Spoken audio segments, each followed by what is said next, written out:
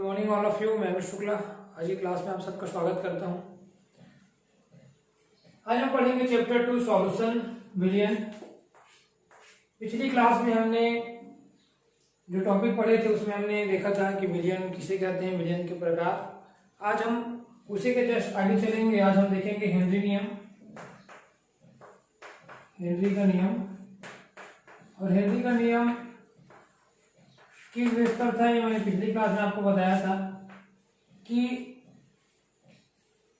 किसी द्रव में जब गैस को हम घोलते हैं, विलयन बनाते हैं, तो दाब किस प्रकार से प्रभावित करता है, दाब पर क्या प्रभाव पड़ता है, इसको हम हेनरी के नियम के आधार पर देखेंगे। ये मैंने आपको पिछली क्लास में कहा था। तो हेनरी के नियम के लिए m अनुपाती P m is equal to KP, बस इतना आपको याद रखना है। इसको हम थ्योरी में कैसे बनाएंगे, थ्योरी कैसे इसका लिखेंगे। तो स्थिर ताप पर किसी गैस के निश्चित आयतन का द्रव्यमान दाब के समानुपाती होता है ना। वहां पर ताप स्थिर होना चाहिए। स्थिर ताप पर किसी निश्चित, जो स्थिर ताप पर क्या होगा, किसी निश्चित आयतन के गैस का द्रव्यमान, आयतन जो है उसका निश्चित होना चाहिए और ताप स्थिर होना चाहिए। तो स्थिर ताप पर किसी निश्चित आयतन के गैस का द्रव्यमान दाब के समानुपाती होता है। ये है हेनरी का नियम। मतलब हमने जो कहा था कि दाब किस प्रकार से प्रभावित करता है, तो यदि किसी गैस का आयतन निश्चित है और उसका अगर ताप स्थिर है, तो उस कंडीशन में जो उसका द्रव्यमान है वो दाब के क्या होगा, समानुपाती होगा। फॉर एग्जाम्पल, इसको समझने के लिए हम अपने दैनिक जीवन का एक उदाहरण देखते हैं। जैसे हम किसी बॉटल में सोडा वाटर, जैसे बॉटल में भरा रहता है कोल्ड ड्रिंक जो हम पीते हैं, पेप्सी, मिरिंडा, कोका कोला आदि। अभी हालांकि अभी पी नहीं रहे हैं, हमारे स्वास्थ्य के लिए हानिकारक भी है, लेकिन फिर भी अगर हम कोल्ड ड्रिंक को देखें तो उसमें जो है कार्बन डाइऑक्साइड घुला रहता है। और जैसे ही हम ढक्कन खोलेंगे तो कार्बन डाइऑक्साइड क्या होता है, निकलने लगता है, बाहर निकलने लगता है। मतलब क्या होता है, जैसे दाब के समानुपाती होता है द्रव्यमान उसका। जैसे जैसे हम ढक्कन खोलेंगे बाहर निकलने लगेगा, तो उसका दाब जैसे जैसे क्या होगा, दाब अगर प्रेशर बढ़ा है तो वो अंदर बना हुआ रहेगा, और जैसे ही प्रेशर कम हुआ, मतलब जैसे उसका द्रव्यमान कम हुआ, तो प्रेशर भी क्या हो जाएगा, कम हो जाएगा। तो इस प्रकार से हम इसको समझ सकते हैं। अब हमारा जो अगला मेन टॉपिक है, इसके थ्योरी में आपको अलग से भेज दूंगा। आप जो है कई बार क्या होता है, हम लोग का समझाने का तरीका अलग होता है और उसको एग्जाम में लिखने का तरीका अलग होता है। तो थ्योरी का नोट्स मैं आपको भेजूंगा, आप इसके आधार पर फार्मूला के बेस पर इसको समझ सकते हैं। अगला हमारा जो टॉपिक है बहुत ही महत्वपूर्ण टॉपिक है, विलयन की सांद्रता को व्यक्त करने की विधि।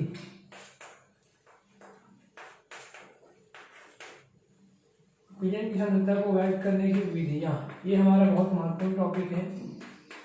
और जो विधि है वो विधि हमको एग्जाम के बेस पर बहुत जरूरी है, वो हमारे आंकिक प्रश्न में भी इम्पोर्टेंट है। तो सबसे पहले हम देखते हैं, पहले तो हमें कुछ बेसिक चीज़ों की जानकारी होनी चाहिए, जैसे मोल किसे कहते हैं, मोल प्रभाव क्या है, इन चीज़ों की हमें थोड़ी बेसिक अगर जानकारी है ना। और तुल्यांकी भाग,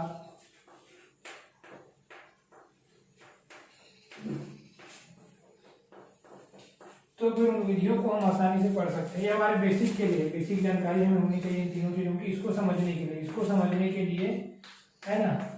मतलब विलयन की सांद्रता व्यक्त करने की विधियों को जानने के लिए हमें मोल, मोल प्रभाव और तुल्यांकी भाग क्या होता है, ये जानना बेहद आवश्यक है।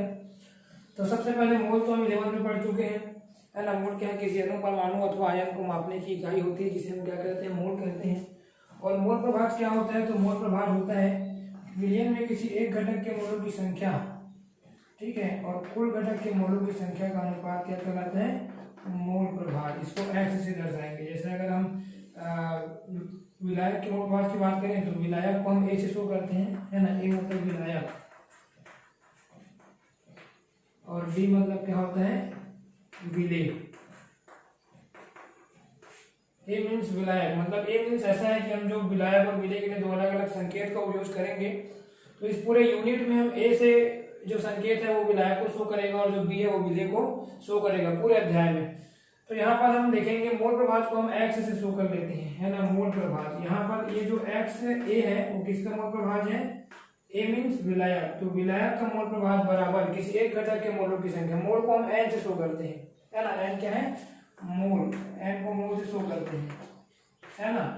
तो यहाँ पर हम मोल को एन से शो करते हैं, तो ए मतलब, है ना, एक्स ए मतलब मोल प्रभाज, है ना, और जो एक्स है वो मोल प्रभाज है, ए मतलब विलायक, तो विलायक का मोल प्रभाज बराबर किसी एक घटक के मोलों की संख्या और विलयन में उपस्थित कुल घटक के मोलों की संख्या का अनुपात मोल प्रभाज कहलाता है।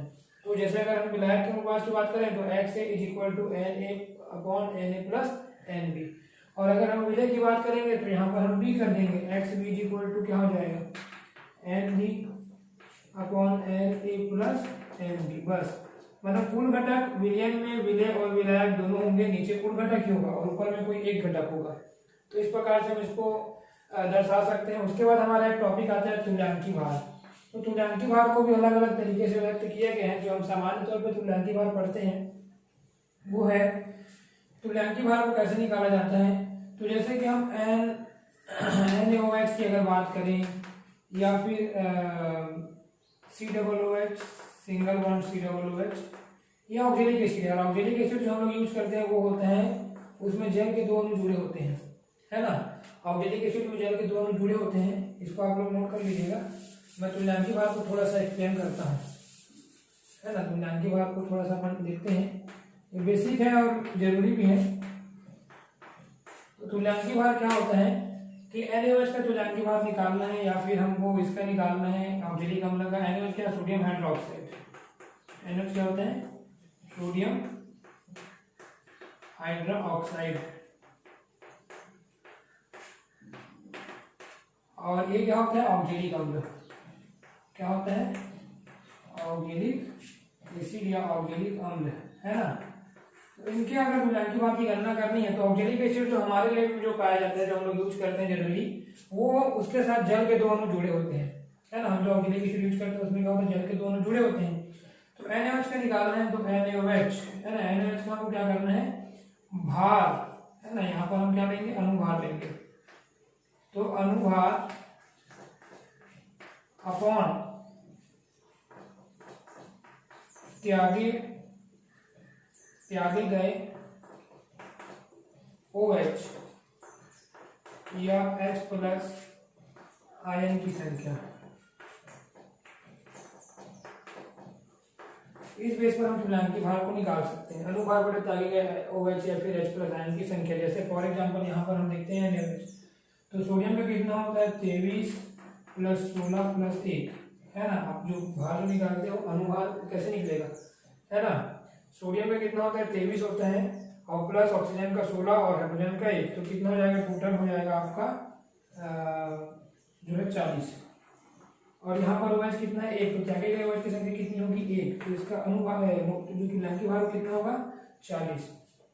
वैसे ही ऑक्जेलिक एसिड का अगर निकालना है तो ऑक्जेलिक एसिड का कितना होता है, यहाँ पर देख लीजिए 12 और 12, 16 16 32 और 1 33, है ना। 33 और 12 कितना हो रहे हैं, 45, 45 45 90, तो 90 और प्लस कितना हो जाएगा, 36, क्योंकि H2O 2 है, 18 दूनी 36।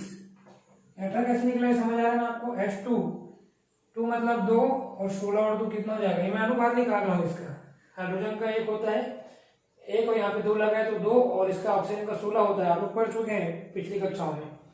तो 18 दूनी हो जाएगा 36, कितना जाएगा 126। अब यहाँ पर त्यागे गए OH की संख्या कितनी है, 2, कितना हो जाएगा, 2 बराबर आ जाएगा 63। जनरली आंखिक प्रश्न में दिया रहता है तुल्यांकी भार, लेकिन हमें भी जानकारी होनी चाहिए कि तुल्यांकी भार क्या होता है और कैसे निकाला जाता है। यहाँ पर मोल जो शब्द है वो क्या है कि किसी अणु परमाणु अथवा आयन को मापने की इकाई को मोल कहते हैं। सेम लाइक दैट तुल्यांकी भार वैसा है कि तुल्यांक उसके सम, है ना, अंक में उसका भार कितना है। तो इस प्रकार से हम इसको निकाल सकते हैं। आगे हम देखेंगे विलयन संरचना को मापने की जो विधियां हैं, उन विधियों में हम फर्स्ट देखेंगे विलयन संरचना को ज्ञात करने की विधियां। फर्स्ट है द्रव्यमान प्रतिशत।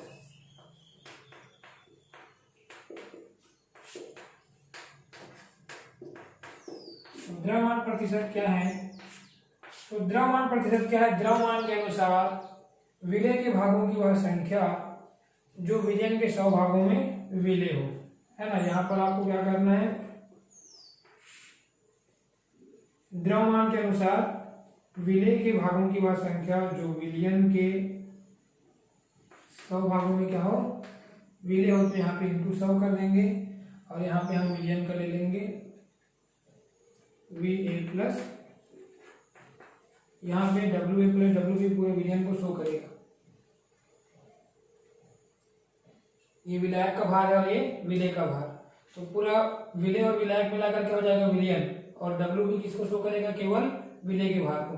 तो द्रव्यमान प्रतिशत, द्रव्यमान के अनुसार विलय के भागों की वह संख्या जो विलयन के 100 भागों में विलय हो, तो उसको हम द्रव्यमान प्रतिशत कहेंगे। और यहीं पर अगर हम आयतन प्रतिशत का उपयोग करें तो आयतन प्रतिशत क्या होगा, आयतन प्रतिशत क्या होगा कि आयतन के अनुसार, यहाँ पर हम आयतन के अनुसार शब्द यूज करेंगे। मैं जो शब्द कह रहा हूँ उसको थोड़ा ध्यान से सुनिएगा और आप नोट भी कर सकते हैं। आयतन के अनुसार विलय के भागों की वह संख्या जो विलयन के 100 भागों में विलय हो। यहाँ पर हम क्या करेंगे, W मतलब भार को शो कर रहे हैं, यहाँ पे VB/VA प्लस VB इंटू 100। यहाँ पे हम प्रतिशत शब्द यूज कर रहे हैं, इसलिए हम क्या करेंगे, इंटू 100 कर देंगे, और यहाँ पर ये विलयन हो जाएगा और ये क्या हो जाएगा, विलय।